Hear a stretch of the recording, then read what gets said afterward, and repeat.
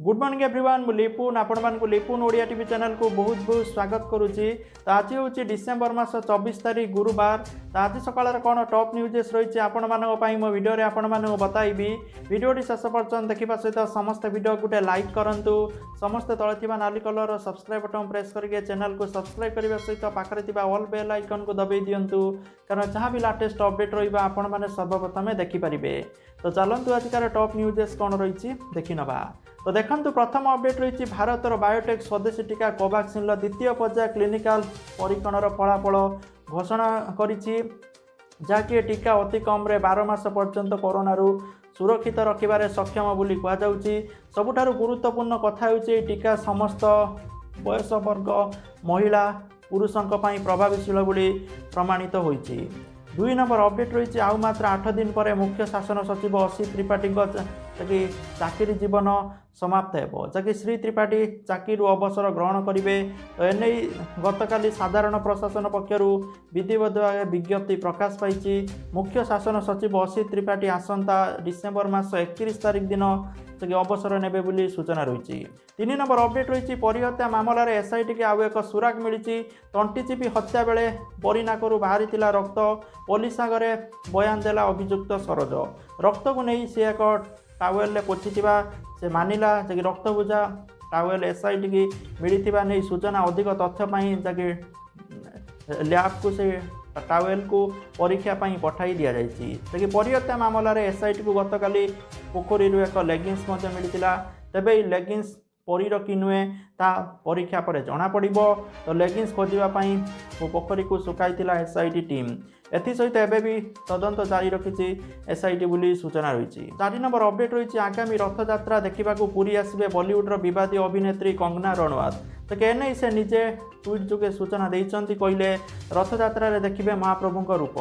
5 number update रही गतकाली Modi cabinet रे अनुसूचित जातिर शिक्षार्थी एक बड़ घोषणा करिसंती, जहाँकि उक्त घोषणा मुताबक अनुसूचित जातिर छात्र छात्री उच्च शिक्षा कैबिनेट रे 59,000 कोटी बजेट भी पारित होइछि।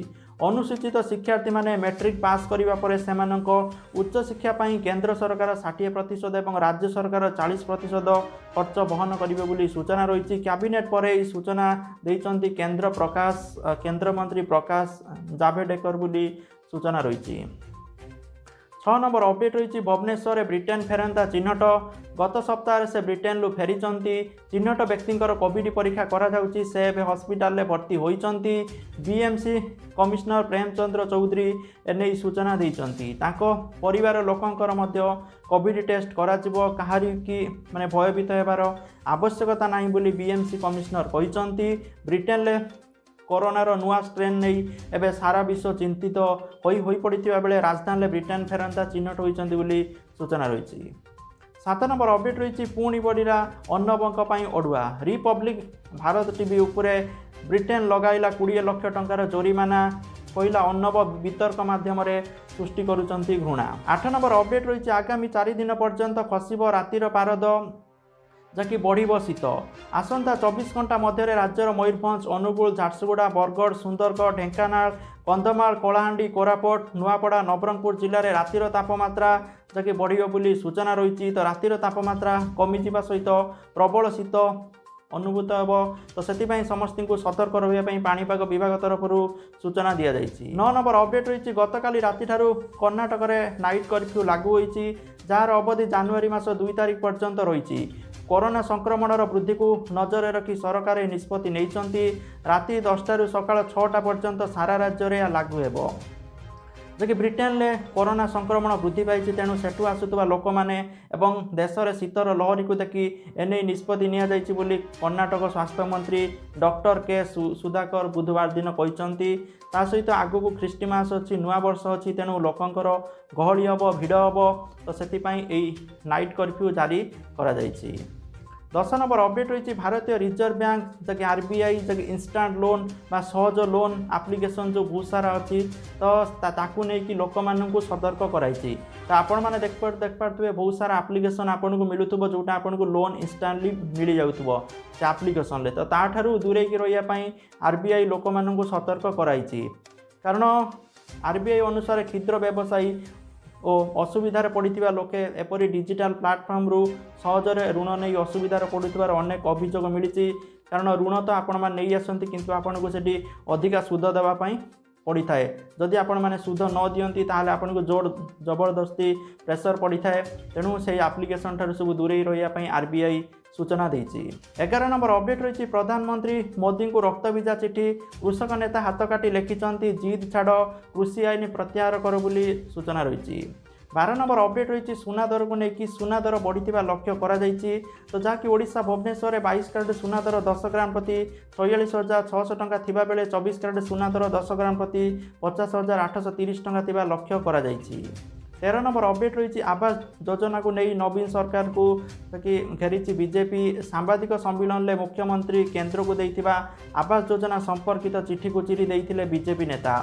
ବିଜେପି ଅଭିଯୋଗ କରିଛି ରାଜ୍ୟ ସରକାର ପ୍ରଧାନମନ୍ତ୍ରୀ ଆବାସ ଯୋଜନାକୁ ହଡପ କରିବାକୁ ଉଦ୍ୟମ କରୁଛନ୍ତି। 14 ନମ୍ବର ଅପଡେଟ୍ ରହିଛି ଚାନ୍ଦିପୁର କ୍ଷେପଣାସ୍ତ୍ର ଘାଟିରୁ MRSAMର ସଫଳ ପରୀକ୍ଷା ହୋଇଛି। ସୁରକ୍ଷାକୁ ଦୃଷ୍ଟିରେ ରଖି ସ୍ଥାନାନ୍ତର ହେଲେ 6,322 ଅଧିବାସୀ ବୋଲି ସୂଚନା ରହିଛି। 15 ନମ୍ବର ଅପଡେଟ୍ ରହିଛି ପୁଣି ଯବାନଙ୍କ ଉପରୁ ଗ୍ରେନେଡ୍ ଆକ୍ରମଣ କଲେ ଆତଙ୍କବାଦୀ। ତାକି ଜମ୍ମୁ କାଶ୍ମୀର ଚନ୍ଦରବଲ ଅଞ୍ଚଳରେ CRPF ଯବାନ ଉପରକୁ ଗ୍ରେନେଡ୍ ମାଡ଼ କରାଯାଇଥିବା ବେଳେ 3 ଜଣ CRPF ଯବାନ ଆହତ ହୋଇଛନ୍ତି। ତ ଆହତ ହୋଇଥିବା 3 ଜଣ ଯବାନଙ୍କୁ ଡାକ୍ତରଖାନାରେ ଭର୍ତ୍ତି କରାଯାଇଛି। ଆତଙ୍କବାଦୀମାନେ ଗନ୍ଦରବଲର ଡୁଡେର ହାମା ଅଞ୍ଚଳ ଗ୍ରେନେଡ୍ ମାଡ଼ କରିଥିବା पुलिस କହିଛି ବୋଲି ସୂଚନା ରହିଛି। 16 ନମ୍ବର ଅପଡେଟ୍ ରହିଛି ପ୍ରଧାନମନ୍ତ୍ରୀ ନରେନ୍ଦ୍ର ମୋଦିଙ୍କ ଅଧ୍ୟକ୍ଷତାରେ ଗତକାଲି ଅନୁଷ୍ଠିତ କେନ୍ଦ୍ର କ୍ୟାବିନେଟ୍ ବୈଠକରେ DTH ପ୍ରସାରଣ ସେବା ଯୋଗାଇବା ନିମନ୍ତେ ଲାଇସେନ୍ସ ପାଇବା ପାଇଁ ନିର୍ଦ୍ଦେଶାବଳୀ ସଂଶୋଧନ ପ୍ରସ୍ତାବକୁ ଅନୁମୋଦନ ମିଳିଛି। ଯାହାକି ନୂତନ ନିର୍ଦ୍ଦେଶାବଳୀ ଅନୁଯାୟୀ ଏଣିକି 10 ବର୍ଷ ବଦଳରେ 20 ବର୍ଷ ପାଇଁ DTH ଲାଇସେନ୍ସ ପ୍ରଦାନ କରାଯିବ। ପରବର୍ତ୍ତୀ ସମୟରେ ଲାଇସେନ୍ସର ଅବଧି ପୁଣି 10 ବର୍ଷ ପାଇଁ ନବୀକରଣ କରାଯାଇପାରିବ ବୋଲି ସୂଚନା ରହିଛି। 17 ନମ୍ବର ଅପଡେଟ୍ ରହିଛି ଆଜି ରାଜ୍ୟରୁ 304 ଜଣ କରୋନା ଆକ୍ରାନ୍ତ ସୁସ୍ଥ ହୋଇଛନ୍ତି। ଏଥିସହିତ ମୋଟ ସୁସ୍ଥଙ୍କ ସଂଖ୍ୟା 3,22,648କୁ ବୃଦ୍ଧି ପାଇଛି, ଯାହାକି ରାଜ୍ୟ ସ୍ୱାସ୍ଥ୍ୟ ପରିବାର କଲ୍ୟାଣ ପକ୍ଷରୁ ଟ୍ୱିଟ୍ କରି ସୂଚନା ଦିଆଯାଇଛି। 18 ନମ୍ବର ଅପଡେଟ୍ ରହିଛି କରୋନା ପରେ ଗଞ୍ଜାମ ଜିଲ୍ଲାରେ ବଢ଼ିଛି ଯକ୍ଷ୍ମା ରୋଗୀଙ୍କ ସଂଖ୍ୟା। ପୂର୍ବରୁ ମାସକୁ ଯେତିକି ରୋଗୀ ଚିହ୍ନଟ ହେଉଥିଲେ ତାଠାରୁ 20% ଅଧିକ ରୋଗୀ ଚିହ୍ନଟ ହେଉଛନ୍ତି। ତ ରୋଗୀଙ୍କଠାରୁ କଫ ନମୁନା ସଂଗ୍ରହ ପାଇଁ ଗଞ୍ଜାମରେ ସ୍ୱତନ୍ତ୍ର ଅଭିଯାନ ଚାଲିଛି, ଯାହାକି ଏଣେ 50 ଦିନ ଭିତରେ ଜିଲ୍ଲାରେ ଥିବା 566 ନୂତନ ରୋଗୀଙ୍କୁ ଚିହ୍ନଟ କରାଯାଇ ସାରିଛି ବୋଲି ସୂଚନା ରହିଛି। ତ ଯେଉଁ ବ୍ୟକ୍ତିଙ୍କଠାରେ ଯକ୍ଷ୍ମା ଚିହ୍ନଟ ହେଉଛି ତାଙ୍କୁ ତୁରନ୍ତ ଔଷଧ ପ୍ରଦାନ କରିବା ସହିତ ମାନେ ଖାଦ୍ୟ ପାଇଁ ମାସିକ 500 ଟଙ୍କା ଲେଖାଏଁ ସହାୟତା ପ୍ରଦାନ କରାଯାଉଛି ବୋଲି ଜିଲ୍ଲା ସଂଯୋଜକ ବିଦେଶୀ ଜେନାଙ୍କଠାରୁ ସୂଚନା ମିଳିଛି।